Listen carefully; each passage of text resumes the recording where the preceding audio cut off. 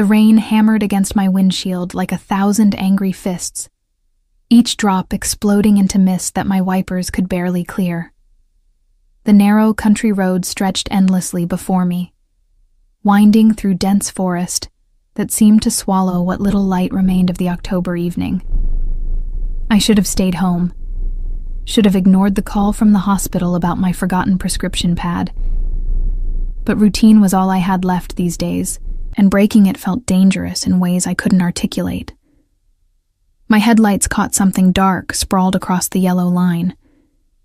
At first, I thought it was a deer, another casualty of these treacherous mountain roads.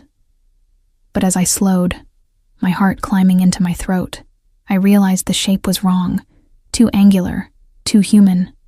I stopped the car 20 feet away, my hands trembling on the steering wheel. Every instinct screamed at me to drive past, to call 911 from a safe distance, to not get involved. I'd learned that lesson the hard way. Getting involved meant pain. It meant loss. It meant standing in a cemetery under gray skies, watching a tiny casket being lowered into the ground, while your ex-husband blamed you for everything with his silence. But I was still a nurse, even if I no longer worked at the hospital, even if I'd chosen isolation over healing, solitude over saving lives. Some things were coded too deeply into your DNA to ignore. I grabbed my emergency medical kit from the trunk, the one I kept stocked out of habit, and approached the figure with my phone's flashlight cutting through the darkness. The rain soaked through my jacket within seconds, plastering my blonde hair to my face, but I barely noticed. All my attention focused on the man lying motionless in the road.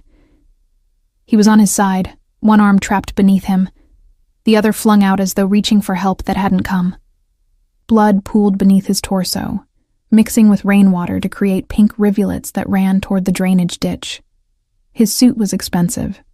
I could tell even in the dark and ruined by weather and violence. Charcoal gray, perfectly tailored before the bullet holes had torn through it. Bullet holes. My breath caught as I knelt beside him, professional instinct overriding the fear that screamed through my nervous system. His face was turned away from me, but I could see the strong line of his jaw, the dark hair plastered to his skull, the broad shoulders that suggested someone who took care of himself, someone important, someone dangerous. I pressed my fingers to his neck, searching for a pulse. For a long moment, nothing. Then, faint and thready beneath my fingertips, the flutter of life stubbornly refusing to surrender. "Can you hear me?" I asked, already assessing his injuries with hands that knew this dance too well. 2 gunshot wounds that I could see, one in his left shoulder, one in his side. The shoulder wound wasn't bleeding much anymore, but the side was serious, possibly a through and through, but I couldn't tell without moving him, and moving him might kill him. His eyelids flickered. Dark eyes, nearly black even in the flashlight's beam, focused on me with an intensity that made me draw back instinctively. There was something primal in that gaze, something that recognized I was prey even as he lay dying in the rain. "Hospital," he managed, his voice a rough whisper. "Can't. They'll find me." "You need a hospital," I insisted, already pulling out my phone. "You've been shot. I can't." His hand shot out with surprising speed, clamping around my wrist with enough force to make me gasp. "No hospital," he repeated, and this time there was steel beneath the pain in his voice. "Please, they'll kill me." I looked into those dark eyes and saw truth there, along with something else. Desperation. The kind of desperation I recognized from my own mirror, the kind that came from losing everything and clinging to life by your fingernails. "I can't treat gunshot wounds in the middle of the road," I said, my voice steadier than I felt. "Even if I wanted to help you, which I haven't decided yet, I'd need supplies, equipment, a sterile environment. Your place." It wasn't a question. Somehow he knew I lived nearby, or maybe he was just gambling on human decency. "Please, I won't hurt you," I just need to live through the night. Every rational thought told me to refuse, to call the police, to let someone else deal with this nightmare. But as I knelt there in the rain with this stranger's blood on my hands, I thought about all the nights I'd lain awake wishing I could go back, wishing I could save the one person I'd failed to save. My son. My beautiful boy who'd needed me and found me wanting. Maybe this was penance. Maybe this was a chance to prove I could still save someone, even if I hadn't been able to save the person who mattered most. My car's right there, I said, making a decision I knew I'd probably regret. Can you walk if I help you? I can try. Getting him to his feet was a nightmare of suppressed groans and dead weight that nearly dragged us both down. He was tall, at least 6'2", and solid with muscle despite the blood loss. I wedged myself under his uninjured shoulder and half-dragged, half-carried him to my Subaru. Every step felt like it took an hour. Every labored breath from him made me certain he'd collapse before we reached the car. But somehow, we made it. I maneuvered him into the back seat where he could lie down, then threw a blanket over him from my emergency kit. His eyes had closed again, and for a terrible moment, I thought I'd lost him, but his chest still rose and fell, shallow but steady. The drive to my house took 12 minutes that felt like 12 hours. I kept glancing in the rearview mirror, checking to make sure he was still breathing, watching for headlights that might belong to whoever had done this to him. The isolation I'd craved suddenly felt like a liability. My nearest neighbor was 3 miles away. No one would hear me scream. My house appeared like a beacon in the darkness, a small craftsman-style cottage I'd bought with the divorce settlement. It was supposed to be my fresh start, my sanctuary. Now I was bringing danger right through the front door. I pulled up as close to the entrance as possible and killed the engine. The rain had eased to a steady drizzle, but the wind had picked up, rattling the trees that surrounded my property. I had to work quickly. Getting him inside was even harder than getting him to the car. He was barely conscious now, his weight nearly impossible to support. I managed to drag him through the front door and into the guest bedroom I never used, the one that was supposed to have been a nursery before everything fell apart. I laid him on the bed, already mentally cataloging what I'd need. My home medical supplies were extensive, another remnant of my nursing days. Surgical gloves, antiseptic, gauze, sutures, antibiotics I wasn't supposed to have. I'd kept everything after leaving the hospital, some part of me unable to let go of being needed. His eyes opened as I began cutting away his shirt. "Thank you," he whispered.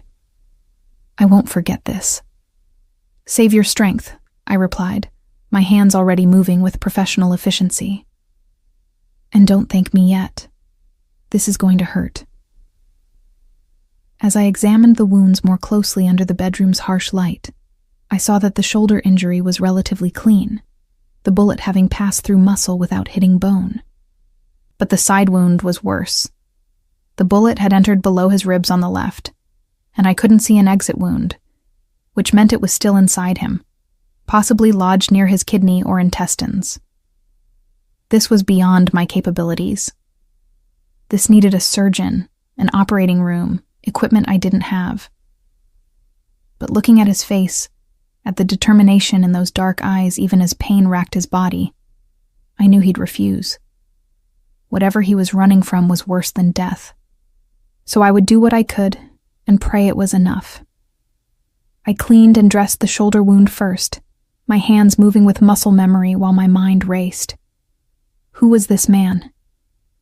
What had he done to deserve being shot and left for dead on a mountain road? And more importantly, who was looking for him? "I'm going to have to probe for the bullet in your side," I said, preparing the local anesthetic I'd managed to save from my hospital days. "I can numb the area, but it's going to be agonizing. If you have anything you want to tell me before I start, now would be the time." His lips curved into something that might have been a smile, if it wasn't twisted with pain. "My name is Henry," he said, "and I'm very sorry for what's about to happen to your life." The bullet extraction took 3 hours that felt like 3 days.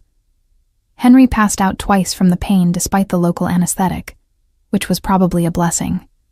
I'd had to dig deeper than I'd hoped, my hands slick with blood and sweat as I worked by the light of a desk lamp I'd positioned overhead. When I finally felt the forceps close around metal and pulled the deformed slug free, I nearly collapsed with relief. The bullet sat in a steel bowl on my nightstand now, a small piece of evidence I probably should have destroyed but couldn't bring myself to. It was proof that this had really happened, that I'd really done this insane thing. I stitched him closed with hands that had steadied after the initial panic, applied fresh dressing, and started an IV drip of fluids I'd kept for emergencies. He needed blood, but I had no way to provide that. All I could do was keep him hydrated and pump him full of the strongest antibiotics I had. It was nearly 3 in the morning when I finally sank into the chair beside his bed, too exhausted to move. Rain still pattered against the windows, a gentle percussion that should have been soothing but only reminded me how isolated we were, how vulnerable. I studied his face in the dim light. Even unconscious and pale from blood loss, he was striking. Strong features that suggested Mediterranean heritage, a straight nose that looked like it had been broken at least once, full lips that were surprisingly soft-looking in a face otherwise carved from granite. There was a scar along his jawline, old and faded, and another near his hairline. This wasn't his first brush with violence. My phone buzzed in my pocket, making me jump. A text from my ex-husband, Marcus. "Just checking in. Hope you're doing okay with the anniversary coming up. The anniversary of Tyler's death. Our 3-year-old son who drowned in our pool while I was inside, just for a moment, just to answer a work call that couldn't wait. The call that had cost me everything." I deleted the message without responding, as I always did. Marcus's guilt-wrapped concern was something I couldn't handle on top of everything else. He'd blamed me, quietly but completely, until the weight of his unspoken accusations had crushed our marriage into dust. Harper. The name was barely a whisper, but it jerked my attention back to the bed. Henry's eyes were open, focused on me with an intensity that made my breath catch. "How do you know my name?" I asked, suddenly aware of how isolated we were, how little I actually knew about this man. "You're male," he said, his voice rough with pain. On the table by the door. "Harper Chen. Divorced, I'm guessing from the solo address. Living alone by choice in the middle of nowhere." His dark eyes held mine. "Running from something. You're very observant for someone who was half dead an hour ago. Observation keeps you alive in my line of work." "And what line of work is that?" He was quiet for a long moment, and I thought he might not answer. Then, "The kind that gets you shot and left for dead on a mountain road." "That's not much of an answer. It's all the answer I can give you right now." His hand moved to the IV in his arm, checking it with the knowledge of someone familiar with medical equipment. "You did good work. I'm impressed. I'm a nurse, or I was." I stood, needing distance from his penetrating gaze. "You should rest. Your body needs to heal." "Harper." The way he said my name stopped me at the door. "The men who did this to me, they're dangerous. If they find out you helped me, they'll come after you too. I need you to understand that." I turned back to face him. "Who are they?" "People who used to work for me. People I trusted." Something dark and furious flickered across his face. My second in command, my brother in everything but blood, decided he'd rather have my position than his own. Easier to take it if I'm dead. "You're in organized crime," I said flatly. It wasn't a question. I prefer to think of myself as a businessman with occasionally complicated client relationships. His attempt at levity fell flat. "But yes, I run a family. Or I did, before Marco decided to betray me.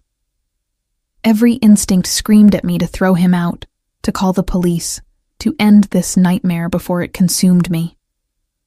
But I thought about the bullet I'd pulled from his body, about the cold calculation required to shoot someone twice and leave them to die. Whatever Henry was, his enemies were worse. How did you survive? I asked instead. Being shot twice and left on a mountain road in the rain. The ambush happened near one of my legitimate businesses, a restaurant up in the hills. Marco and 3 of his men were waiting in the parking lot. I knew something was wrong the moment I saw them, the way they were positioned, but I was arrogant enough to think I could talk my way out of it. He shifted slightly, wincing at the movement. The first shot spun me around. The second one dropped me. They left me for dead because they were in a hurry. Stupid mistake. You crawled to the road? Half a mile through the woods in the rain. There was no pride in his voice, just exhausted determination. I knew if I stayed where they left me, I'd die. Figured the road was my only chance.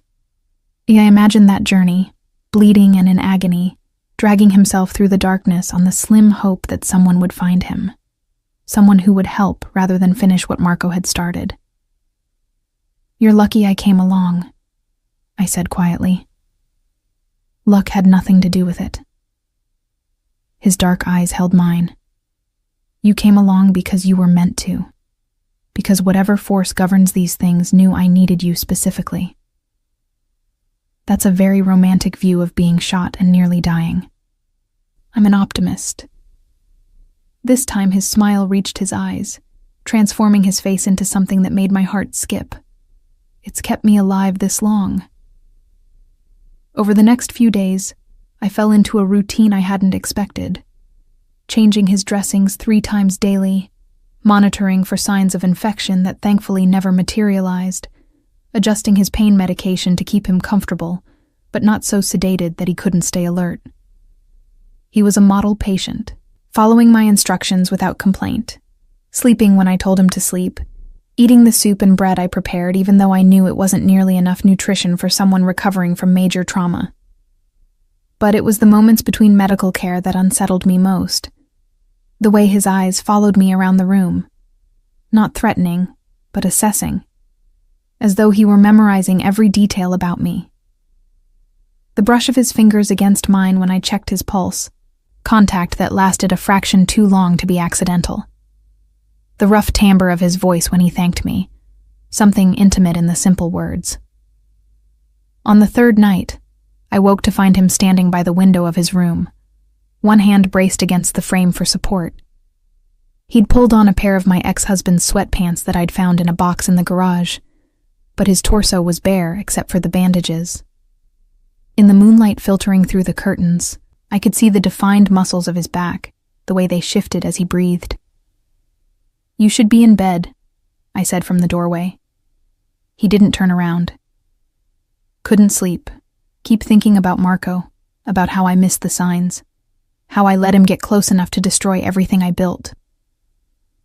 I moved into the room, maintaining a careful distance. You couldn't have known he'd betray you. I should have. His voice was hard with self-recrimination. That's my job to know. To see the threats before they materialize. To protect what's mine. He finally turned to face me, and the raw emotion in his eyes made my breath catch. I failed everyone who trusted me. My family, my people, everyone who depended on me to keep them safe. You're being too hard on yourself. Am I? He took a step toward me, then another, moving with the careful control of someone in pain, but determined not to show it. Marco didn't act alone. He had help from at least 3 of my captains, maybe more. That kind of betrayal doesn't happen overnight. It means I missed weeks, maybe months of planning. It means I was so focused on external threats that I didn't see the knife being sharpened behind my back. He was close now. Close enough that I could smell the antiseptic from his bandages mixed with something else. Something essentially male that made my pulse quicken. I should have stepped back, maintained professional distance, reminded myself that he was a patient, and I was his caregiver and nothing more. But I didn't move. "What will you do?" I asked quietly. "When you're healed. Will you go back?" "I don't know yet." His hand came up, fingers brushing a strand of hair from my face with unexpected gentleness. "First, I need to figure out who I can trust, who was in on Marco's plan and who's still loyal. Then I need to get word to them that I'm alive." "Won't that just paint a target on your back again?" "The target's already there, Harper. I'm a dead man walking until I reclaim what's mine." His thumb traced along my jawline, and I shivered despite myself. "But I'm starting to think there might be things worth living for that I hadn't considered before. I knew I should pull away, should maintain the boundaries I'd erected after Marcus and Tyler. But standing there in the moonlight with Henry's dark eyes boring into mine, I felt something I hadn't felt in 3 years. Want, need, the desire to be touched not as a punishment or obligation, but as something cherished. "This is a bad idea," I whispered, even as my body swayed toward his. "Probably." His other hand came up to frame my face, his touch reverent despite the roughness of his palms. "But I've spent my whole life making calculated decisions, weighing risks and benefits. Maybe it's time I did something just because it feels right. You're still recovering. You're vulnerable. I've never felt less vulnerable in my life." His forehead rested against mine, his breath warm against my lips. "Tell me to stop, Harper. Tell me this crosses a line and I'll go back to bed, and we'll pretend it never happened." I should have said the words, should have stepped back and re-established the professional distance that kept me safe. But instead, I closed the gap between us and kissed him. His response was immediate and overwhelming. One hand tangled in my hair, while the other pulled me against him, careful of his injuries but urgent nonetheless. He kissed me like a man drowning, like I was air and he'd been underwater for far too long. And I kissed him back with a desperation that surprised me. 3 years of isolation and grief pouring into the contact. We broke apart, gasping, both breathing hard. His eyes were darker than before, dilated with desire that matched my own. "Tell me to stop," he repeated, but there was no conviction in his voice now. "I can't," I admitted. "God help me, I can't." "Then come to bed with me." His voice was rough with need. "Let me touch you properly. Let me show you what you've awakened in me." Every rational thought screamed that this was insane, that I was conflating gratitude with attraction, that I was vulnerable and making terrible decisions. But for the first time since Tyler's death, I felt alive. I felt wanted not out of obligation, but out of genuine desire. So I took his hand and let him lead me to the bed. Let him peel away my clothes with hands that trembled slightly. Let him worship my body with a reverence that brought tears to my eyes. And when he finally claimed me, moving carefully because of his wounds, but with an intensity that left no doubt about his desire, I felt something crack open inside me. The walls I'd built around my heart, the isolation I'd wrapped myself in like armor, all of it crumbled in the face of this connection I hadn't expected and couldn't deny. Afterward, we lay tangled together in the sheets, his fingers tracing lazy patterns on my bare shoulder. "This complicates things," he murmured. "That's an understatement." "I'm going to have to leave soon. Once I'm strong enough to travel, I need to make contact with people I trust, start planning my return." "I know." The words hurt more than I expected. Already I was imagining this room empty again, my life returning to its previous isolation. Only now it would be worse because I'd know what I was missing. "Come with me," he said suddenly, his hand stilling on my shoulder. "When I go, come with me, Harper." I lifted my head to look at him, seeing the seriousness in his dark eyes. "You don't mean that. You barely know me." "I know enough." His hand cupped my face with that same gentle possessiveness. I know you're strong enough to cut a bullet out of a man without flinching. I know you're brave enough to help a stranger even when every instinct told you to run. I know you're lonely in a way that matches my own. And I know that what we have, this connection, it's rare, too rare to walk away from. Your world is dangerous. It is, he agreed, but you're not safe here either, not anymore. The moment I stepped into your life, you became part of this whether we want it or not. At least with me, I can protect you. I don't need protection. Everyone needs protection, Harper. Even strong, capable women who save lives in the middle of the night. His thumb stroked across my cheekbone. Let me be that for you. Let me give you a reason to stop running from life. I wanted to say yes. God, how I wanted to say yes. But fear held me back. The same fear that had kept me isolated for 3 years. I can't. I'm sorry, Henry. But I can't walk into your world. I barely survived losing everything once. I won't put myself in a position to lose it all again. Something flickered in his eyes. Hurt, perhaps, or disappointment. But he nodded, accepting my decision even as his arms tightened around me. Then we have whatever time we have. And I'll make sure you remember me when I'm gone. As I drifted toward sleep in his arms, I tried to memorize the feeling of being held, of being wanted, of being alive, because I knew that when Henry left, he'd take this feeling with him, and I'd be alone again, with nothing but memories to keep me warm through the long, cold nights ahead. The illusion of safety lasted exactly 6 more days. 6 days of Henry growing stronger, his movements less careful, his color returning to something approaching healthy. 6 days of me pretending this was sustainable, that we could exist in this bubble forever, that the outside world wouldn't eventually come crashing through my door.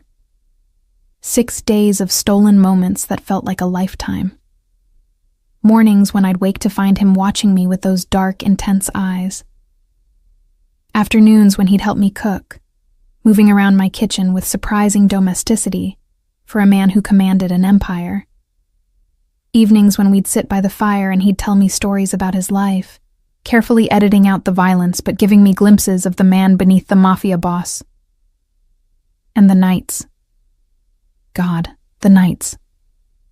When he'd pull me close and make love to me with a desperate intensity that suggested he was trying to memorize every inch of my body, every sound I made, every way I responded to his touch, as though he knew our time was running out. It was a Tuesday morning when everything changed. I was in the kitchen making coffee, humming quietly to myself, when Henry appeared in the doorway. His face was tight with an expression I'd learned to recognize over the past week. Danger. Get dressed, he said quietly. Pack a bag. Only essentials. My blood ran cold. What's wrong? I don't know yet, but something's off. He moved to the window, careful to stay to the side where he wouldn't be visible from outside. There's a car at the end of your driveway. Black SUV, tinted windows. It's been sitting there for 20 minutes. I joined him at the window, my heart hammering. He was right. The vehicle was positioned just where my driveway met the main road, close enough to watch the house but far enough to not be immediately obvious. Maybe it's lost, I suggested, knowing even as I said it that I didn't believe it. Maybe. But his tone said he didn't believe it either. Harper, I need you to trust me. If that car is what I think it is, we have maybe 10 minutes before they move in. Move in? Here? Fear spiked through me, hot and acidic. How would they even know to look here? I don't know. His jaw clenched. But I'm not waiting around to find out. Get dressed. Now. I ran to my bedroom, throwing on jeans and a warm sweater with shaking hands. I grabbed a duffel bag from my closet and started stuffing it with clothes, toiletries, my laptop, anything I could think of that I might need. My mind was racing. unable to process that my sanctuary was about to become a war zone. When I returned to the living room, Henry had changed into the clothes I'd bought him at a local store. Dark jeans and a black Henley that emphasized his broad shoulders. He'd found my ex-husband's jacket in the closet, and despite the situation, some part of me noticed how much better it looked on him. He was on his phone, speaking in rapid Italian to someone on the other end. His voice was hard, commanding, the voice of a man used to giving orders and having them obeyed instantly. This was the Henry his world knew, not the tender lover who'd held me through the night. "Dante's coming," he said when he hung up, tucking the phone into his pocket. "He's one of my captains, someone I know I can trust. He's 40 minutes out." 40 minutes is a long time. It is. He crossed to me, his hands framing my face with that gentle possessiveness I'd come to crave. "Listen to me carefully. If things go bad, if they get in here before Dante arrives, I need you to run. There's a trail behind your house that leads to the fire road. Take it and don't look back. Dante knows where to find you. I'm not leaving you." "Yes, you are." His voice was firm. "Harper, these men won't hesitate to kill you to get to me, and I won't let that happen. I won't let another person die because of me." Before I could argue, the sound of car doors slamming echoed from outside. We both froze, then moved to the window. The black SUV was now parked directly in front of my house, and 4 men were climbing out. They wore dark clothing and moved with military precision, spreading out to cover all the exits. "Too late to run," Henry said quietly, his hand moving to the small of his back, where I now saw he'd tucked a gun I hadn't known he had. "Stay behind me. No matter what happens, stay behind me." The knock on the door was almost polite. 3 sharp raps that somehow sounded more threatening than if they'd simply kicked it in. "Henry Castellano," a voice called from outside. "We know you're in there. Marco wants to talk. Come out peacefully and the woman doesn't have to get hurt." Henry's jaw clenched. "Marco's not here himself. Interesting. He's still not sure if I'm really alive or if this is a trap." "What do we do?" I whispered. He was quiet for a moment, his mind clearly racing through options. Then he did something I didn't expect. He smiled, cold and dangerous. "We give them what they want, but not the way they're expecting." He raised his voice, calling toward the door. "I need medical attention. The woman's a nurse. She was treating me when you showed up. Let me stabilize and I'll come out." There was a pause, then muffled discussion from outside. Finally, "You have 5 minutes. Then we're coming in anyway." Henry turned to me, his hands on my shoulders. "Here's what's going to happen. You're going to walk out first, hands up, scared.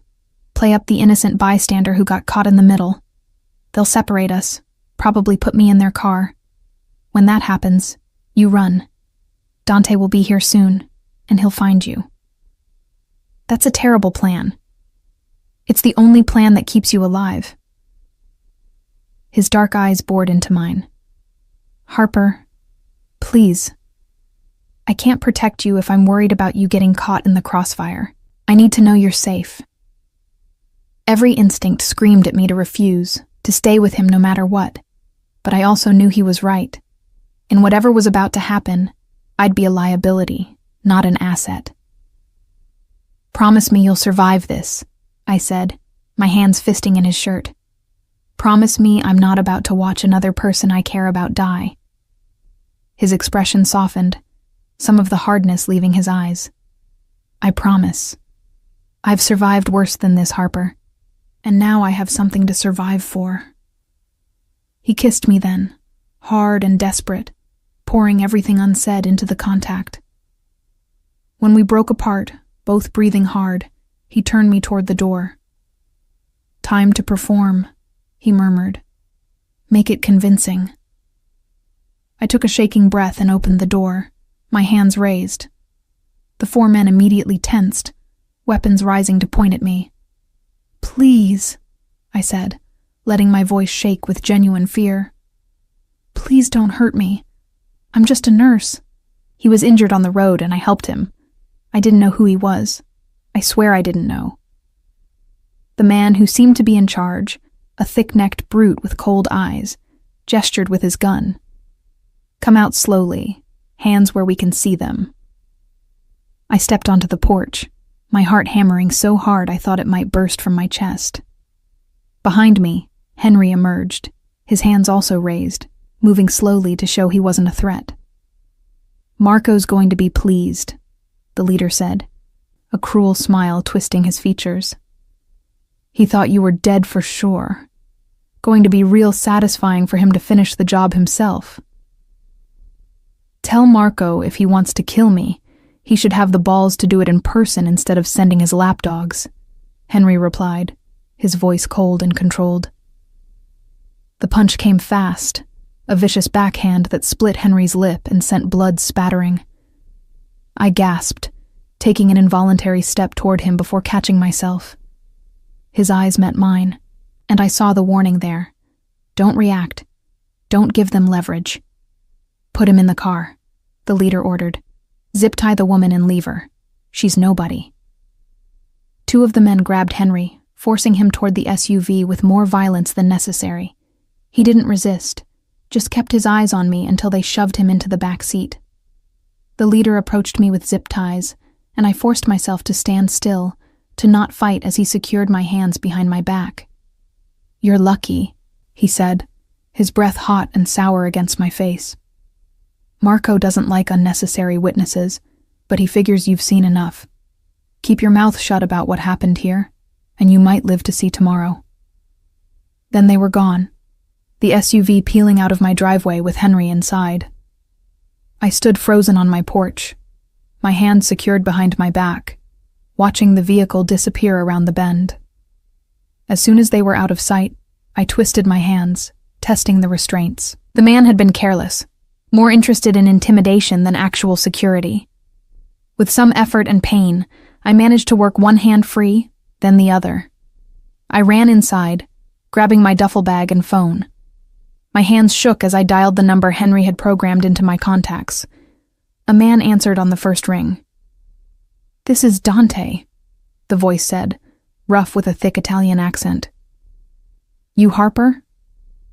"Yes, they took him. 4 men in a black SUV. They left maybe 2 minutes ago, heading east on Mountain View Road. I'm 15 minutes out. Stay where you are." "No." The word came out stronger than I expected. "I'm coming with you. He wouldn't have been here if not for me. I'm not hiding while he faces this alone." There was a pause. "You understand what you're saying? Where this road leads?" "I understand." And I did.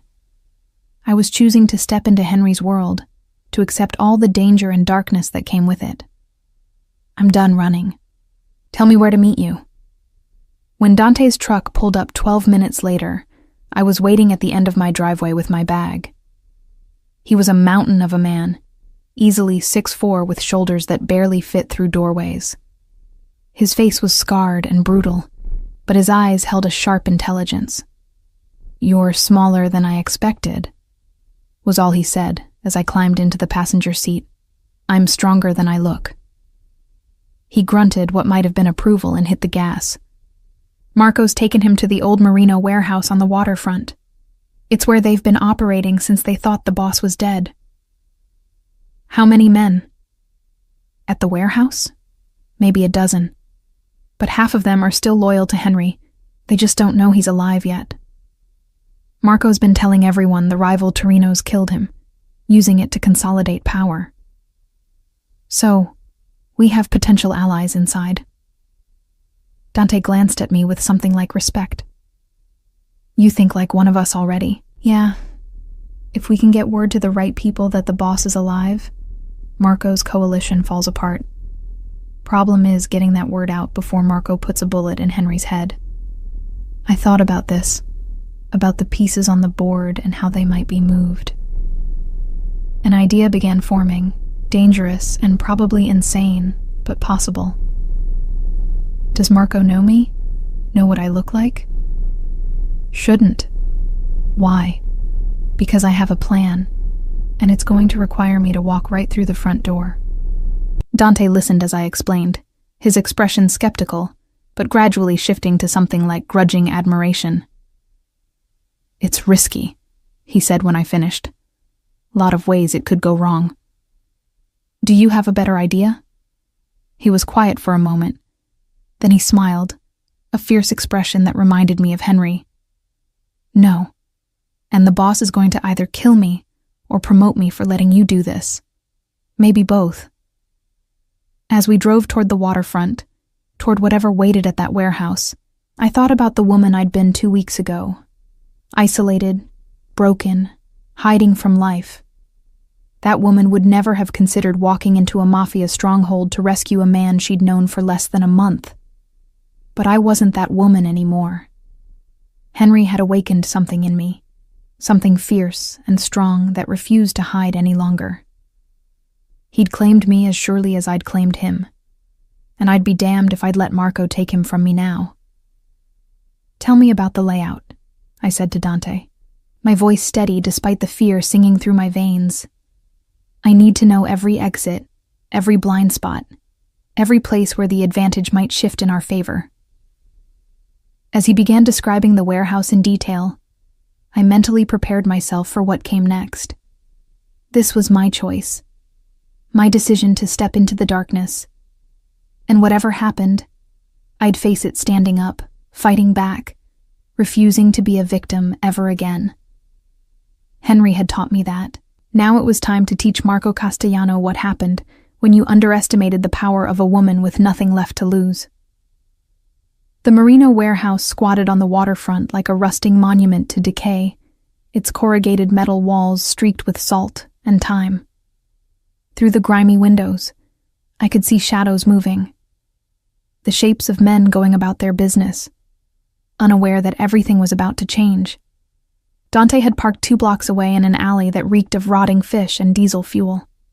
He was on his phone, speaking rapid Italian to contacts inside the warehouse, people Henry trusted who'd been operating under Marco's control while thinking their boss was dead. "Okay," he said, ending the call and turning to me. "Roberto's in there. He was Henry's right hand before Marco, one of the old guard. He's got 5 men with him who were loyal to Henry's father before they were loyal to Henry. They'll move when we give the signal. And the signal is me walking through the front door claiming to be Marco's girlfriend." I heard the absurdity in my own voice, but pushed forward anyway. "Tell me again why this will work." "Because Marco's paranoid, especially now. He thinks Henry might have told people what happened before he died. He's been careful about his movements, keeping his girlfriend Sofia away from the warehouse for her safety." Dante pulled out his phone, showing me a photo. "This is her. You're similar enough, blonde, about the same height. With the right attitude and the dim lighting in there, you might be able to bluff your way to wherever they're holding Henry." I studied the photo. Sofia was beautiful in that polished way that spoke of money and maintenance. I looked nothing like her, really, but I understood Dante's point. In the chaos of men who weren't expecting an intrusion, similarity could become identity. What happens when they realize I'm not her? That's when Roberto and his men make their move. We've got surprise and numbers, barely. Marco brought 12 men. 6 are loyal to him. 6 were loyal to Henry but think he's dead. The moment they see him alive, the math changes in our favor. "Barely changes," I corrected. "It'll still be chaos. People could die. People are going to die anyway." His expression was grim. "If we don't move now, Henry's dead within the hour. Marco's just waiting until he's convinced Henry hasn't told anyone else where to find him. Then he'll put a bullet in his head and dump the body in the harbor." I thought about that. About Henry weighted down with chains, sinking into the dark water. About never seeing those intense eyes again. Never feeling his hands on my skin. Never hearing him say my name in that low, intimate way that made me feel cherished. "Tell Roberto to be ready," I said, opening the truck door. "I'm going in." Dante grabbed my arm, his grip firm but not painful. You're brave. Henry chose well. He didn't choose me. I chose him. Sometimes it's the same thing. The walk to the warehouse felt like walking to my own execution. Every step echoed in my ears, amplified by adrenaline and fear. I'd changed into clothing Dante had brought from one of Henry's safe houses, expensive designer pieces that transformed me from rural nurse to urban sophisticate. My hair was pulled back severely, makeup applied with a heavy hand. I didn't look like Harper Chen anymore. I looked like someone who belonged in this world. The two guards at the entrance straightened as I approached, hands moving toward weapons. I channeled every ounce of entitled irritation I could muster. About time someone opened this door, I snapped in my best impression of a woman used to getting her way. Marco's expecting me. Tell him Sophia's here and she's not happy about having to come to this disgusting place. The guards exchanged glances. Boss didn't say nothing about you coming. Boss doesn't tell you everything. I let my voice drip with condescension. Now are you going to let me in, or do I call Marco and tell him his girlfriend is standing outside being harassed by his men? Because I promise you don't want that conversation. Another exchange of glances. Then the shorter guard shrugged. Your funeral. He's in the back office with the prisoner. Prisoner. The word sent ice through my veins, but I kept my expression bored and irritated as they opened the door. The warehouse interior was dimly lit and cavernous, filled with stacked crates and shadows. Men lounged against walls or sat at makeshift tables playing cards. I counted 8 visible, which meant 4 more were somewhere I couldn't see. I walked with confidence I didn't feel, my heels clicking on concrete, heading toward the back where I could see a light spilling from an office door. The men watched me pass with varying degrees of interest, but none moved to stop me. To them, I was just the boss's girlfriend, nothing worth paying attention to. The office door was slightly ajar. Through the gap, I could hear voices. One I recognized as Henry's, rough with pain, but still defiant. The other must be Marco. You should have stayed dead, Marco was saying. Would have been cleaner for everyone. Now I have to explain to the families why you're dying again. The families are going to ask why you betrayed me in the first place.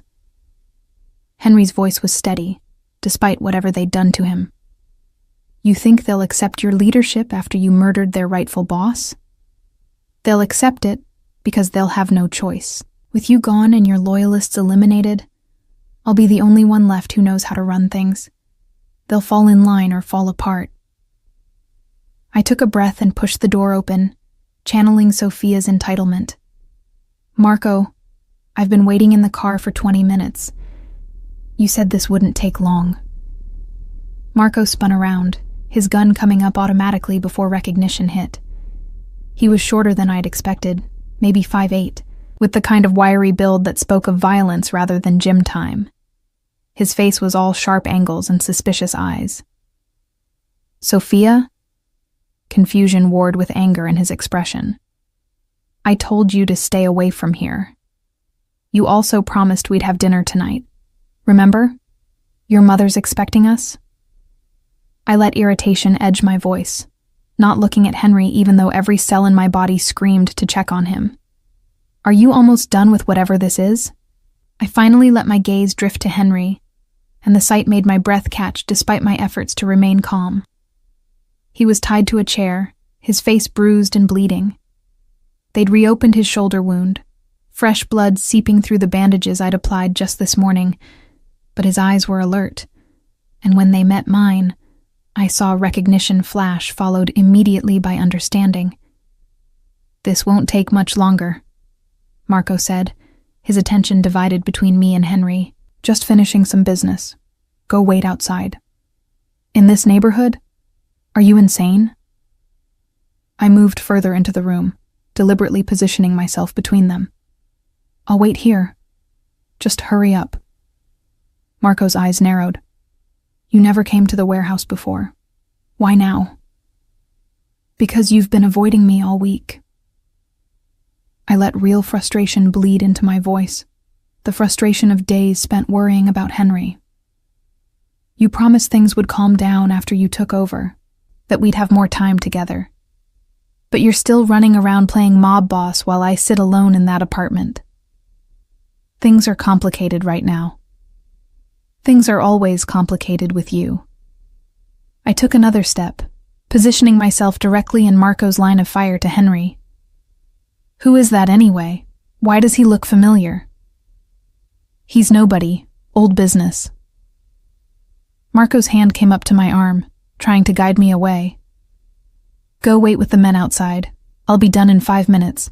That's when I made my move. As Marco's hand touched my arm, I grabbed it and twisted hard, using his own momentum to throw him off balance. At the same time, I shouted at the top of my lungs, "Henry Castellano is alive!" For a frozen moment, nothing happened. Then chaos erupted.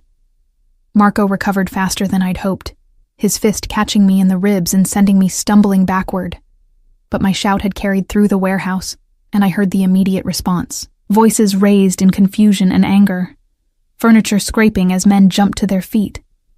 Henry was moving despite his restraints, using his weight to tip the chair backward, away from Marco's immediate reach. Marco's gun came up, tracking toward him, and I didn't think. I just launched myself at Marco, hitting him low and hard. The gun went off, deafeningly loud in the enclosed space. The bullet went wild, punching through the wall. Marco and I hit the ground hard, and his elbow caught me in the face, stars exploding across my vision. Then Dante was there, having crashed through the back entrance. His massive fist connected with Marco's jaw, and the smaller man went flying. Through the office door, I could see the warehouse had erupted into a full brawl. Men were fighting each other. Loyalties suddenly divided now that Henry was revealed to be alive. Dante hauled me to my feet with one hand, while covering Marco with his gun with the other.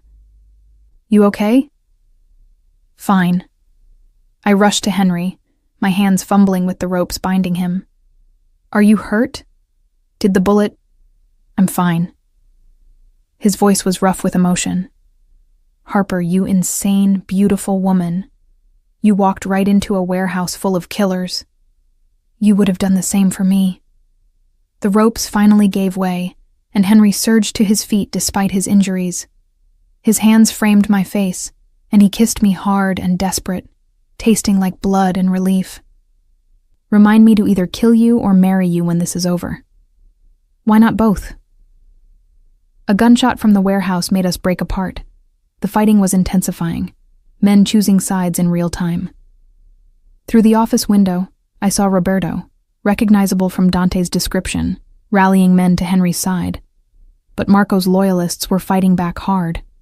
Marco himself was stirring on the floor, shaking off the effects of Dante's punch. His hand was moving toward his gun, and I saw the moment he found it, saw him starting to bring it up toward Henry. I didn't think. I grabbed the metal desk lamp and brought it down hard on Marco's wrist. The gun clattered away, and Marco howled with pain and rage. Dante stepped forward and pressed his gun to Marco's temple. "Give me a reason," Dante growled. "Please, stand down." Henry's voice, commanding and powerful despite his injuries, carried through the warehouse. "Everyone, stand down now." The fighting gradually ceased as men realized their boss was not only alive but present. The warehouse fell into an eerie silence, broken only by heavy breathing and the occasional groan of someone injured. Henry walked to the office door, and I followed, staying close. His presence commanded the space in a way I'd never seen before. This was Henry Castellano as his world knew him. Powerful, dangerous, absolutely in control. "Marco thought he could take what wasn't his," Henry said, his voice carrying to every corner of the warehouse. "He thought you'd all fall in line after I was dead. But I'm not dead, and I want to know right now who stands with me and who stands with the traitor." Men began moving, slowly at first, then with more certainty. Those loyal to Henry stepped forward. Those who'd sided with Marco stayed back, their faces showing varying degrees of regret and calculation. It was over in minutes. Marco's coalition crumbled without their leader, men surrendering or fleeing out the back exits. Dante and Roberto rounded up those who stayed, securing them efficiently. Marco himself was still on the floor of the office, cradling his broken wrist, his face twisted with hatred. "You should have stayed dead," he spat at Henry. "This isn't over." "Yes," Henry said quietly, "it is. You broke the most sacred rule, Marco. You betrayed family. There's only one punishment for that." I saw the fear flash across Marco's face then, saw him realize that his gamble had failed and what that failure meant. "Henry, please. We were brothers. Doesn't that count for something?" "It counted for everything. That's why this hurts."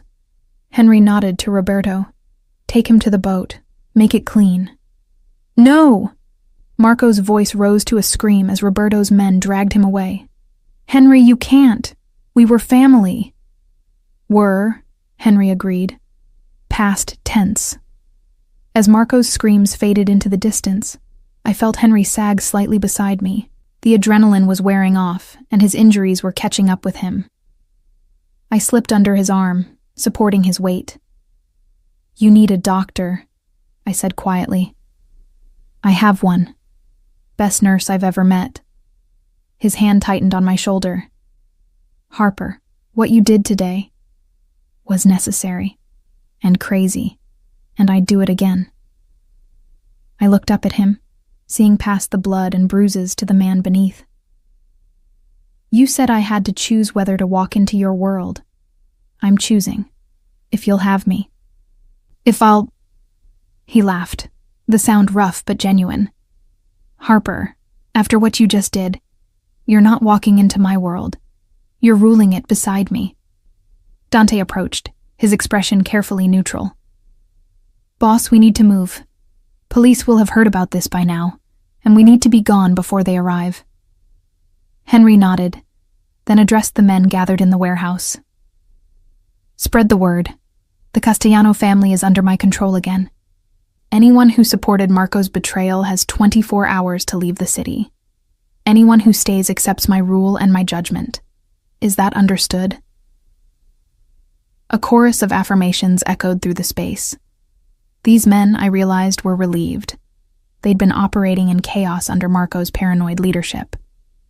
Henry represented stability, tradition, the order they understood. As we left the warehouse, Dante supporting Henry on one side and me on the other, I felt the weight of what had just happened settling onto my shoulders. I'd walked into a Mafia stronghold, impersonated a mob boss's girlfriend, and helped orchestrate a coup that had restored Henry to power. My old life was gone. The isolated nurse hiding from the world had died in that warehouse.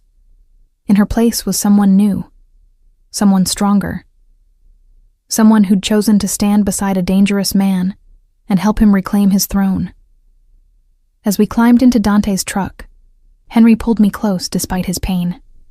"Are you sure about this?" he asked quietly. "Once we leave here, there's no going back to normal. You'll be mine, publicly and completely. Every enemy I have will see you as a target. Every ally will judge whether you're worthy to stand beside me. It's a hard life, Harper." I thought about my empty cottage, the 3 years of isolation, the safe life I'd built that had felt more like a tomb than a sanctuary. Then I looked at Henry, at the blood and bruises, and the fierce intelligence in his dark eyes. "I'm sure," I said. "Take me home." "Home," he repeated, and something in his voice made it sound like a promise. "Yes, let's go home." Home turned out to be a penthouse in the city's most exclusive building, the kind of place I'd only seen in magazines. Floor-to-ceiling windows overlooked the glittering skyline. Modern furniture and shades of charcoal and cream created spaces both elegant and comfortable, and artwork that probably cost more than my cottage hung on the walls. But it was the security that truly announced whose home this was. Cameras monitored every entrance. Armed guards stood at subtle posts throughout the building, and the elevator required both a key card and fingerprint scan to reach the top floor. This was the fortress of a man who'd learned that betrayal could come from anywhere. "It's temporary," Henry said as Dante helped him into the penthouse, "until I'm sure all of Marco's people are gone and the situation is stable. Then we'll go wherever you want." "A secret cabin in the mountains?" I suggested, helping him to the leather sofa. "Somewhere with no cell service and no mafia wars?" "If that's what you want." His hand caught mine, thumb stroking across my knuckles. "Harper, I meant what I said. You rule beside me now. That means your voice carries weight. Your decisions matter. If you want out of the city, out of this life, I'll find a way to make that happen." Liar. But I smiled to take the sting from the word. You can't just walk away from who you are, and I wouldn't ask you to. Besides, after today, I'm in this whether I want to be or not. Marco's allies won't forget that I helped take him down. "No," Henry agreed grimly. "They won't. Which is why you're going to need protection, training, people you can trust. Starting with actual medical attention for you." I was already moving toward the bathroom where Dante had said there were first aid supplies. "Those wounds need to be cleaned and redressed, and I want to make sure they didn't do any internal damage when they beat you." "Yes, Dr. Chen. Nurse Chen. Don't promote me just because we're sleeping together." His laugh followed me into the bathroom. When I returned with supplies, Dante had gone and Henry was carefully removing his shirt. The sight of his injuries made anger spike through me. The bullet wounds I'd so carefully treated were inflamed and seeping. Fresh bruises mottled his ribs in shades of purple and yellow. There were burns on his arms that looked like cigarettes. "What did they do to you?" My voice came out harder than I'd intended. Marco wanted information. Who else knew I was alive, where I'd been hiding, who was still loyal to me? Henry's expression was distant, shuttered. Standard interrogation techniques. Nothing I haven't experienced before. That doesn't make it okay. I began cleaning the wounds with perhaps more force than necessary, making him wince. "Sorry." "Don't be. I like that you're angry on my behalf. It's been a long time since anyone cared enough to be angry for me rather than at me." I worked in silence for a while, my hands moving with practiced efficiency, but questions burned in my mind, things I needed to understand about the life I'd chosen. Marco said something about the families. What did he mean? "The 5 families control organized crime in this region. We're one of them, have been for 3 generations. My grandfather built the Castellano family from nothing. My father expanded it, and I've been maintaining it for the past decade." He watched me work, his dark eyes thoughtful. Marco thought killing me would make him the new boss. But the families don't work that way. Leadership has to be earned, proved. They'd never accept someone who murdered his predecessor. So what happens now? Now I have to prove I'm still strong enough to lead. That means meetings with the other families, demonstrations of power, making sure everyone knows the Castellanos are stable, despite Marco's attempted coup. His jaw tightened. "It means appearing strong even when I'm recovering from being shot twice and beaten. You need time to heal. I need to consolidate power before someone else sees an opportunity in my weakness." His hand covered mine, stilling my movements. "That's where you come in." I pulled back, studying his face. "What do you mean?" Marco's betrayal made me look weak. It showed that someone close to me could turn, could nearly succeed in taking everything I'd built. The other families will be watching, wondering if the Castellanos are still strong enough to hold our territory. He pulled me closer until I was standing between his knees.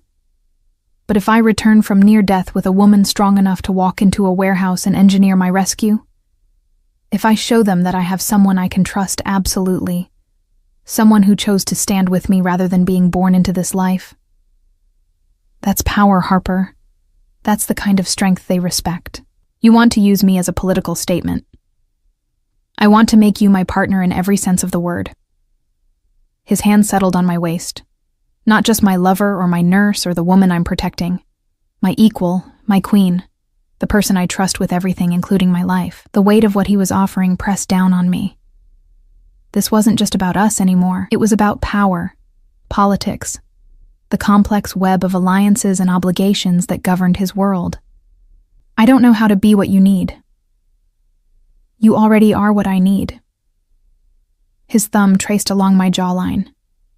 "Harper, you saved my life twice now. First when you pulled me from that road, and again today when you walked into Marco's stronghold.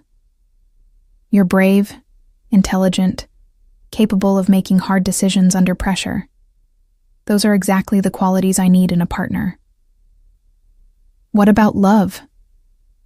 The question slipped out before I could stop it. "Is that part of this equation or just a convenient bonus?" His expression softened, some of the calculated politician fading to reveal the man beneath. "I told you in the warehouse I'd either kill you or marry you. I was only half joking." He pulled me down onto his lap, careful of his injuries. "I'm in love with you, Harper Chen. Completely, irrationally, against all my better judgment. You walked into my life when I was dying and gave me a reason to live. You saw me at my weakest and didn't turn away. How could I not fall in love with that? I'm in love with you too." Saying it out loud made it real, solidified something that had been building since that first night. But love and power are complicated things to mix. Everything worth having is complicated. His lips found mine, the kiss gentle despite the intensity behind it. "Say you'll stay. Say you'll stand beside me while I rebuild what Marco tried to destroy. Say you'll be mine, publicly and completely." I already said yes to all of that. In the truck, remember? "Say it again. I need to hear it." "Yes." I kissed him between words. "Yes to staying. Yes to standing beside you. Yes to being yours." I pulled back, my hands framing his face. "But you need to be mine too, Henry. This doesn't work if it's one-sided. I need to know you're as committed to me as I am to you." "I'm committed to you with everything I have." His voice was rough with emotion. "Harper, you're the first real thing in my life. Everyone else wants something from me, power or protection or permission. But you just want me, the man, not the boss. How could I not commit to that completely?" We stayed like that for a long moment, wrapped around each other, the city lights glittering beyond the windows. Then exhaustion caught up with both of us. I finished treating his wounds, gave him pain medication, and helped him to the bedroom. The bed was enormous, covered in black silk sheets that probably cost more than my car. But when Henry pulled me down beside him and wrapped his arms around me, it felt like the safest place in the world. "Tomorrow," he murmured against my hair, already drifting toward sleep. "Tomorrow we start planning. But tonight, just stay with me." "Always," I promised. The next few weeks were a whirlwind of activity that would have been overwhelming if I hadn't had Henry beside me every step. His injuries healed slowly, but his mind was sharp and his determination absolute. We moved through his world together, me learning the complex rules and relationships while he slowly consolidated power. There were meetings with the other families, tense affairs where I was scrutinized and judged by men in expensive suits who dealt in violence and fear. Henry introduced me not as his girlfriend or companion, but as his partner, making it clear that disrespecting me meant disrespecting him. Some accepted this more gracefully than others. Don Salvatore, the elderly head of the Marino family, actually smiled when we were introduced. "Smart move, Castellano. A strong woman beside you shows strength, not weakness." My Rosa was the same way. But others were less welcoming. Vincent Torres, young and aggressive as the new head of his family, barely acknowledged me. "Bringing outsiders into family business," he muttered to his lieutenant, loud enough for everyone to hear. "Gets people killed." Henry's response was ice cold. Careful, Torres. That sounds like a threat against my partner, and threats against what's mine have a way of becoming very expensive for the people making them. The tension in the room ratcheted up several notches. Vincent's hand twitched toward his jacket, and I saw several other men shift their positions. This was how wars started, I realized. One careless word, one perceived slight. I stepped forward, my voice calm. Don Torres, I understand your concern. Change is always difficult, especially when it comes unexpectedly. But I'm not asking to be involved in family business. I'm simply standing beside the man I love while he does what needs to be done. Surely that's something we can all understand. The room went quiet. Then Vincent's expression shifted, some of the hostility draining away. My apologies, Miss Chen. You're right, of course. I meant no disrespect. After the meeting, in the car heading back to the penthouse, Henry pulled me close. That was brilliantly done. You diffused a situation that could have become very ugly. I just told the truth. No, you read the room and knew exactly what to say to calm everyone down without making me look weak. That's a gift, Harper. Not everyone has it. But not all the challenges were external. There were also Marco's remaining loyalists to deal with. Most had left the city as instructed, but a few had tried to stay, to continue undermining Henry's control from within. Dante handled most of them quietly, making problems disappear before they could become serious threats. But there was one, Marco's cousin Paolo, who refused to back down. He's been spreading rumors, Dante reported during one of our regular security briefings. Telling people the boss is weak, that you're controlling him, making him soft. Let him talk, Henry replied. Words can't hurt me. Words can become actions, I said, thinking of how Marco's betrayal had started with whispers and ended with bullets. Paolo needs to understand that challenging you isn't acceptable. Henry and Dante both looked at me with surprise. What are you suggesting? Henry asked carefully. I'm suggesting we meet with him, face to face, show him that we're united and strong, and that continuing to spread these rumors will only end badly for him. That's dangerous. Paolo's not stable. Meeting with him could give him an opportunity to try something. Then we control the environment, your territory, your terms, your security. I met Henry's gaze steadily. But we show him that threats against you are taken seriously, by both of us. Henry was quiet for a long moment. Then he nodded. Set it up, Dante. The warehouse where we took down Marco. Let Paolo see where traitors end up. The meeting was tense from the start. Paolo arrived with 2 men, his face twisted with barely concealed hatred as he looked at Henry. You wanted to talk? Talk. I want you to understand something, Henry said, his voice calm but carrying an edge of steel. Marco made a mistake. He thought he could take what wasn't his, and he paid the price. You can learn from his mistake, or you can repeat it. Your choice. Marco was right about you. Paolo's eyes flicked to me with contempt. You've gone soft, letting a woman into our world, taking her advice, making decisions based on pillow talk instead of power. The families are laughing at you. Are they? I stepped forward before Henry could respond. Because from what I've seen, the families respect Henry more now than they did before Marco's betrayal. They see a man who survived an assassination attempt and came back stronger. They see a leader who values loyalty and intelligence over mindless violence. If that's what you call soft, Paolo, then I'd hate to see your definition of strong. Paolo's face flushed with rage. His hand moved toward his jacket, and suddenly the air was electric with tension. Dante and the other guards had their weapons out instantly, all pointed at Paolo and his men. Don't, Henry said quietly. Whatever you're thinking of doing, don't.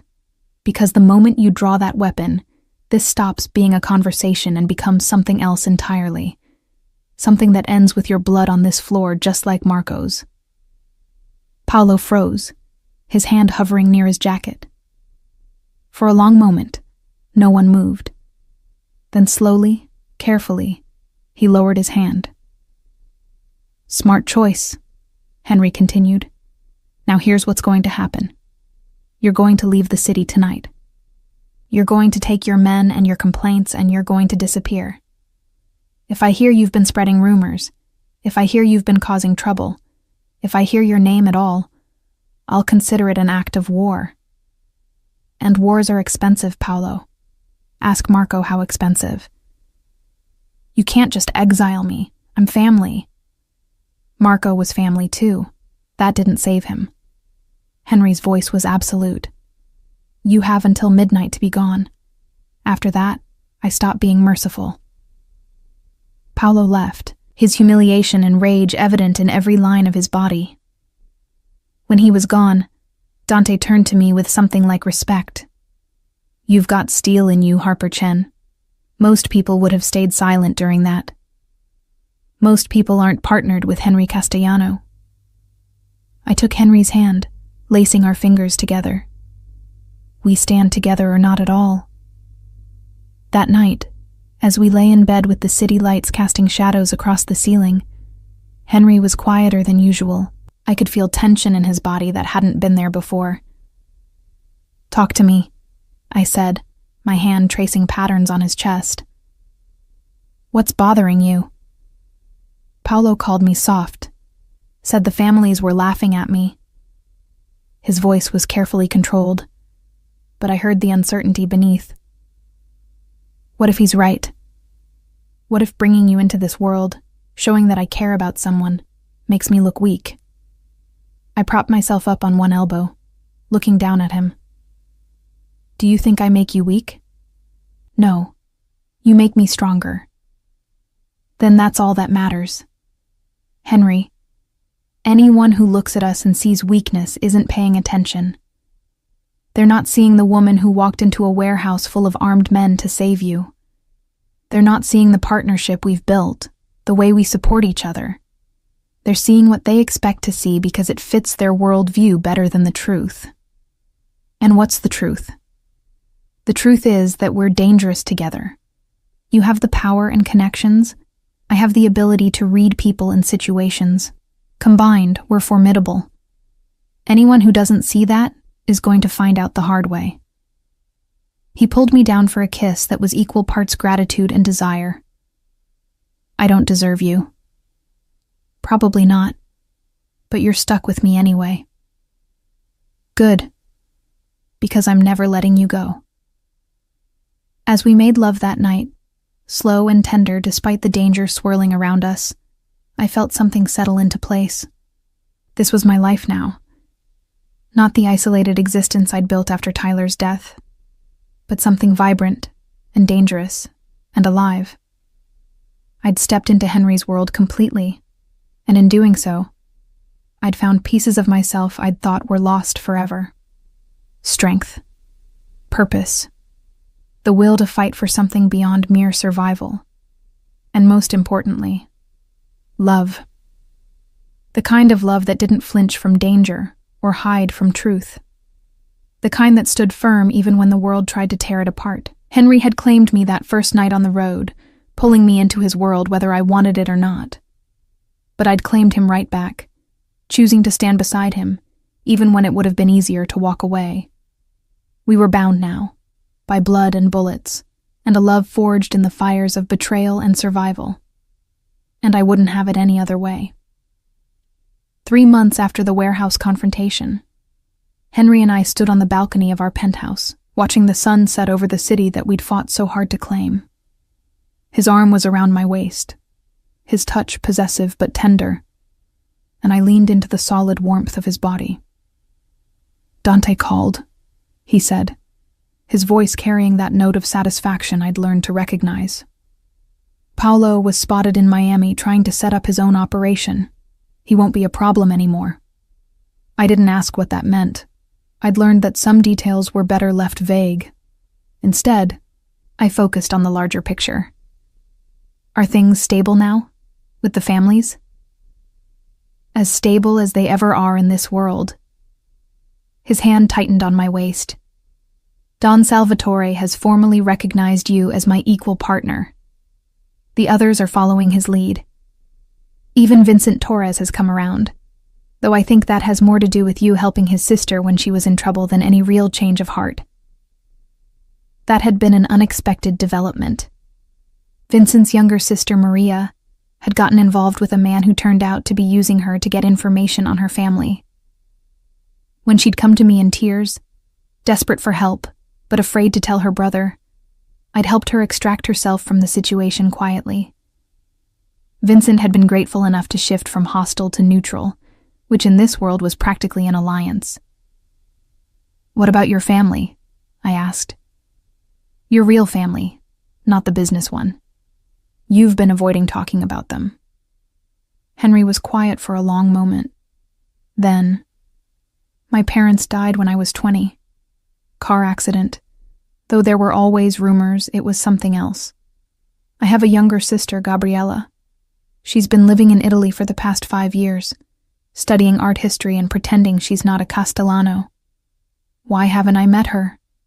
Because I've been protecting her from this life. She got out, Harper.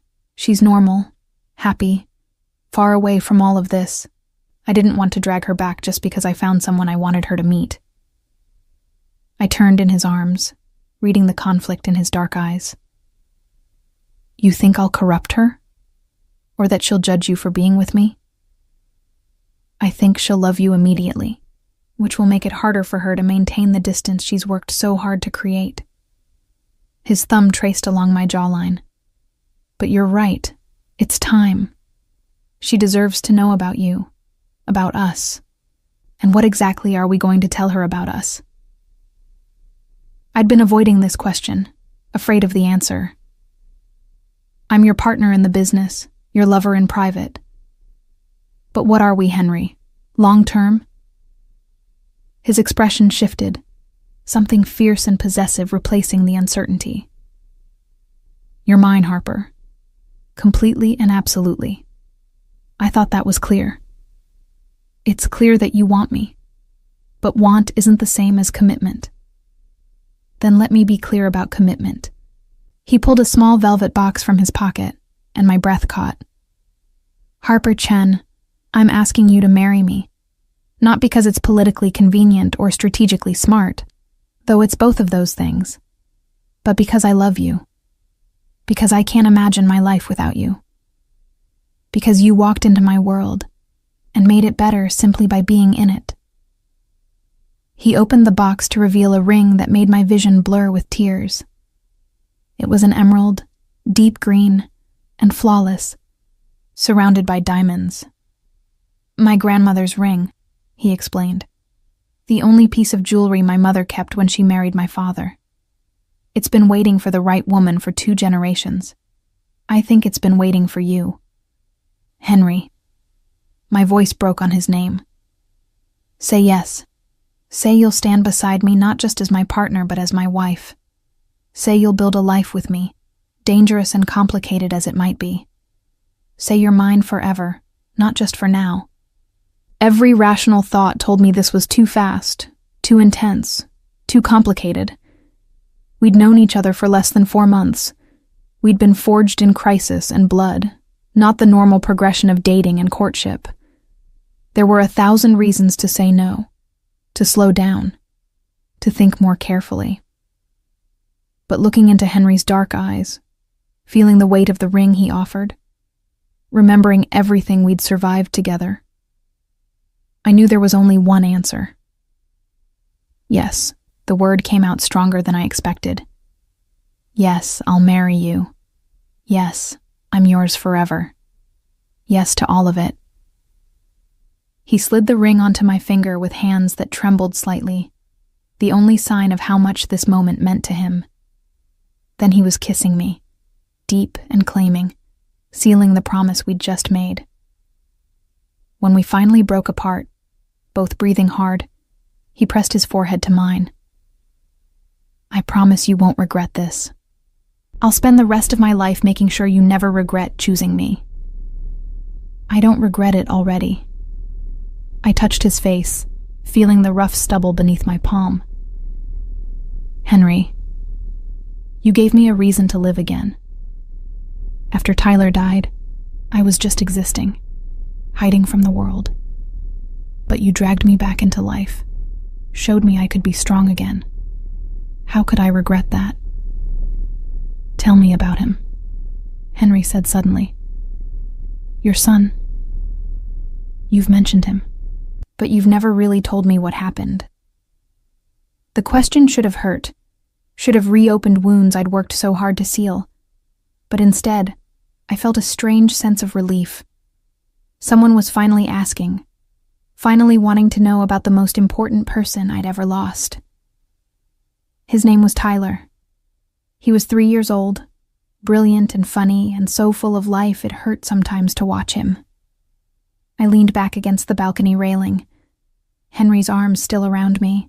I was a trauma nurse at the hospital, always working, always stressed. My ex-husband Marcus blamed me for not being home enough. We fought about it constantly. What happened? I was home for once, supposed to be watching Tyler while he played in the backyard, but the hospital called with an emergency about a patient who was crashing. I took the call, just for a few minutes, keeping one eye on Tyler through the window. My voice cracked, but I forced myself to continue. Except those few minutes turned into 10, then 15. And in that time, Tyler somehow got through the fence and into the neighbor's pool. Henry's arms tightened around me, offering silent support. By the time I found him, it was too late. The paramedics tried, I tried, everyone tried. But he was gone, and it was my fault for being distracted, for prioritizing work over watching my son. The tears I'd been holding back finally spilled over. Marcus never forgave me. He never said the words, but I saw it in his eyes every day. Eventually, I couldn't take the guilt and the blame anymore, so I left. Bought that cottage in the middle of nowhere and spent 3 years punishing myself with isolation. It wasn't your fault, Henry said firmly. Accidents happen, Harper. Terrible, heartbreaking accidents that nobody could have prevented. I should have been watching him closer. You were a mother doing her job while trying to take care of her child. That's not negligence, that's life. He turned me to face him, his hands framing my face. Harper, listen to me. What happened to Tyler was a tragedy, but it wasn't your fault. You can't spend the rest of your life punishing yourself for being human. Marcus was wrong, and I suspect he was projecting his own guilt onto you, because it was easier than accepting that sometimes terrible things happen to good people for no reason at all. His thumb wiped away my tears. Tyler would want you to live, Harper. He'd want his mother to be happy, to find love again, to build a new life. Wouldn't he? I thought about Tyler's infectious laugh, his constant curiosity, the way he'd hug me so tight I could barely breathe. He'd been such a loving child. Yes, he would. Then honor his memory by living, by loving, by being the strong, capable woman you are instead of the ghost you've been pretending to be. His words broke something loose inside me, 3 years of grief and guilt that I'd been carrying alone. I sobbed against his chest, and he held me, murmuring soft reassurances in Italian, letting me finally mourn properly. When the tears finally subsided, I felt lighter than I had in years. Thank you, I whispered. For listening, for understanding, for not judging. Never. He kissed my forehead. We're partners, Harper. That means sharing everything, the good and the bad. Your past, your pain, your fears. All of it. Then it's only fair you share yours. I pulled back enough to look at him. You said your parents' death might not have been an accident. Tell me. He was quiet for a long moment, his expression distant. My father was consolidating power, making moves that threatened some of the old guard families. There were rumors he was going to try to unite all 5 families under Castellano leadership. 3 days after those rumors started, his car went off a cliff on a mountain road.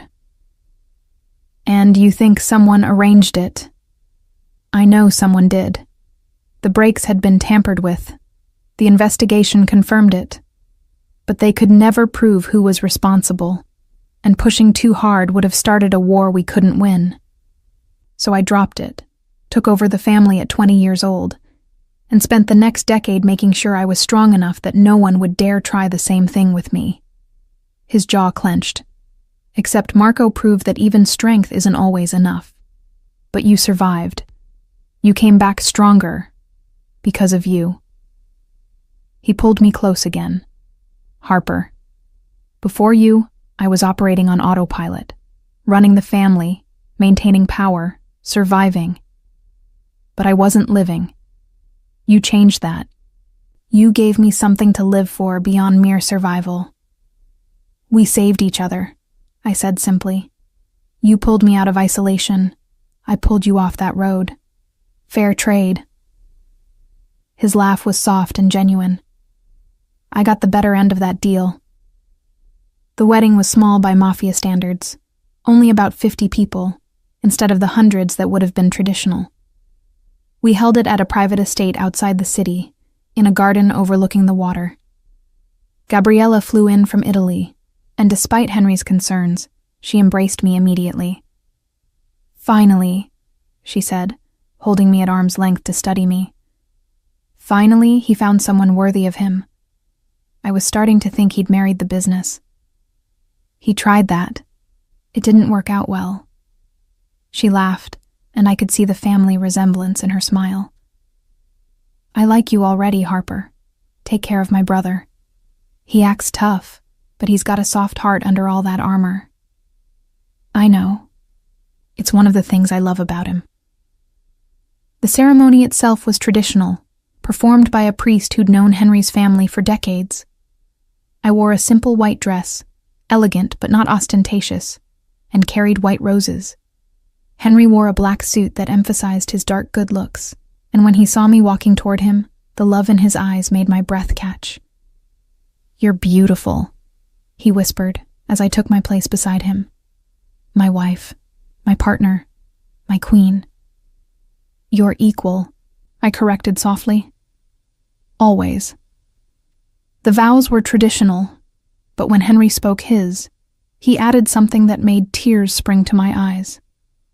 I promised to honor the memory of those we've lost by building a life worthy of their sacrifice. I promised to never take for granted the gift of your love, and I promised that whatever challenges we face, we'll face them together, as equal partners in all things. When it was my turn, I looked into his dark eyes and spoke from the heart. I promise to stand beside you in light and darkness.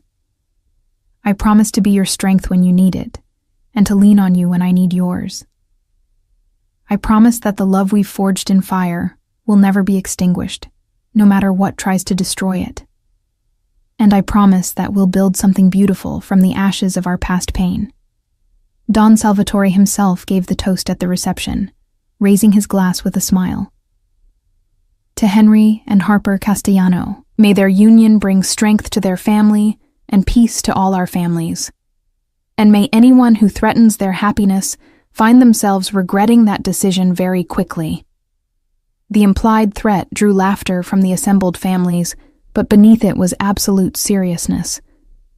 I was protected now not just by Henry, but by every alliance he'd built. Threatening me meant threatening them all. Later, as we danced under the stars with our small group of allies and family watching, Henry pulled me close. Have I told you yet today that I love you? At least a dozen times, but I'll never get tired of hearing it.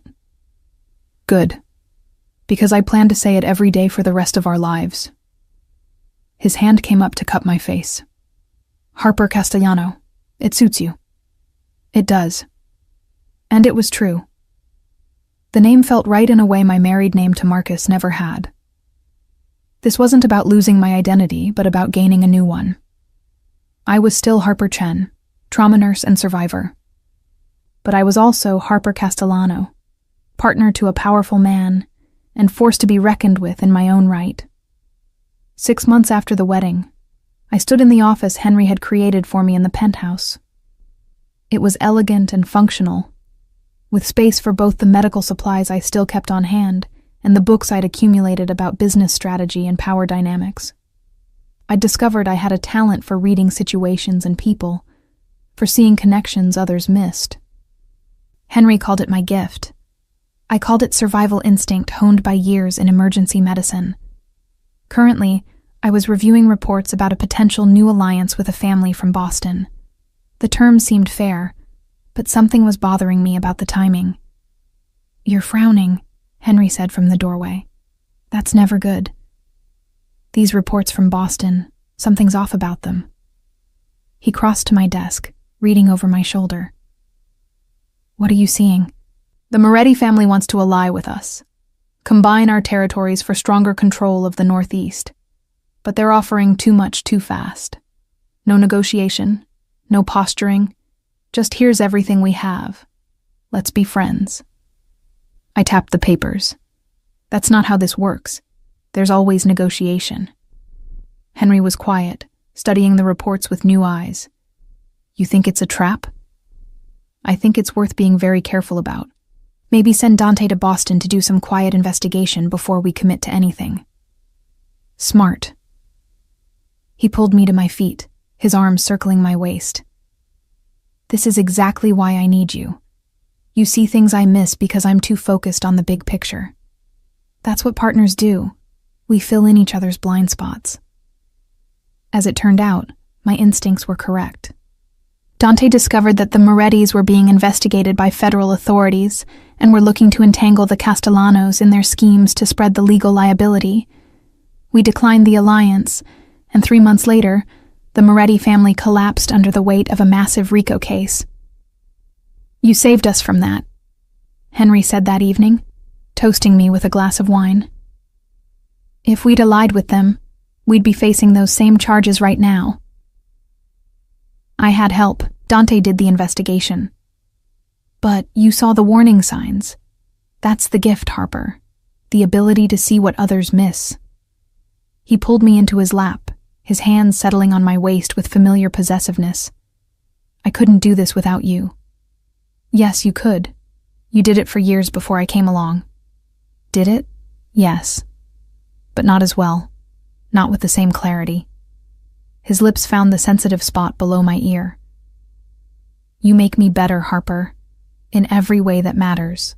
2 years after that night on the road when I'd pulled a dying man into my car, I stood in the nursery we'd prepared, one hand resting on my swollen belly. 8 months pregnant with our daughter, I still marveled at the journey that had brought me here. From isolated nurse hiding from life, to wife of a mafia boss, partner in running an empire, mother to a child who would be born into a world of danger and luxury. Henry appeared in the doorway, his expression soft as he watched me. "Thinking about Tyler?" I'd told him I wanted to name our daughter Sophie, but if we had a son someday, I wanted to name him Tyler, to honor the child I'd lost while celebrating the family I was building. Always, but also thinking about how far we've come. 2 years ago, I was alone in that cottage, convinced I'd never be happy again. And now, look at us. He crossed to me, his hands settling over mine on my belly. Our daughter kicked, a strong thump against our joined palms. She's going to be beautiful like her mother and stubborn like her father. God help us all. His laugh was warm against my hair. I love you, Harper Castellano, more than I thought it was possible to love anyone. I love you too, even though you're a criminal who makes me an accessory to your crimes. Alleged criminal. Nothing's ever been proven. Because you're very good at what you do. I learned from the best, and I have an excellent partner who keeps me from making stupid mistakes. His arms tightened around me. We're going to be okay, you know. All of us. This family we're building, it's going to last. I leaned back against his solid warmth, feeling our daughter move beneath our hands, and knew he was right. We'd been forged in fire and blood, tested in ways most couples never experienced. But we'd emerged stronger, more united, absolutely committed to each other and the life we were building. I'd walked into Henry's world expecting to save one life. Instead, I'd found my own life, had discovered that strength I'd thought I'd lost after Tyler's death, had learned that love could grow in the darkest places.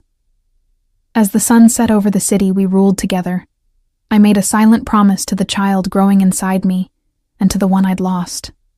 I would be strong for them both. I would build a life worthy of their memory and their future. And I would never again hide from the world, no matter how much it frightened me. Because I was Harper Castellano now, wife, partner, soon-to-be mother again, and I was done being afraid. Henry's lips brushed my temple. What are you thinking about? The future, all the possibilities. And what do you see? I turned in his arms, looking up at the man who'd saved me as surely as I'd saved him. Everything. I see everything. And I did. A future filled with challenges and dangers, but also with love and family and the unshakable bond we'd forged.